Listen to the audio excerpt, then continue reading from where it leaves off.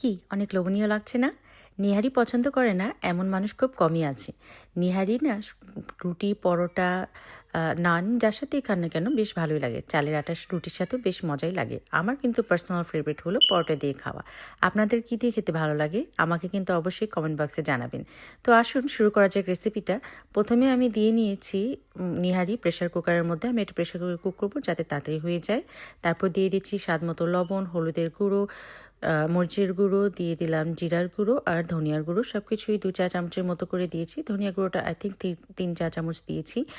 আর তারপরে আমি দিয়ে দিচ্ছি একটু টমেটো পেস্ট, আর তারপরে দিয়ে দিব একটু আদা রসুন বাটা, আর দিয়ে দিব অনেকগুলো পেঁয়াজ সব কিছু দিয়ে সুন্দর করে পানি দিয়ে দিব আমি। পানি দিয়ে দেওয়ার পরে সুন্দর করে নাড়িয়ে নিয়ে প্রেশার কুকারটা বন্ধ করে কুক করব 1 ঘন্টার মতো মিডিয়াম টু হাই হিটে। 1 ঘন্টাতে হয়ে যাওয়ার কথা, না হলে আরেকটু রাখবেন। দেখুন অনেক তেল ছেড়ে দিয়েছে নিহারিটা, তো আমি একটুখানি তেল উঠিয়ে রাখবো এখান থেকে। তারপরে আমি দিয়ে দেবো একটু কর্নফ্লোর যাতে একটু থিকনেস আসে ঝোলটার মধ্যে।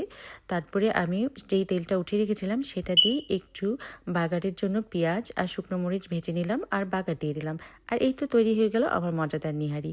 কেমন লাগলো আমাকে অবশ্যই কমেন্ট বক্সে জানাবেন। আল্লাহ হাফিজ।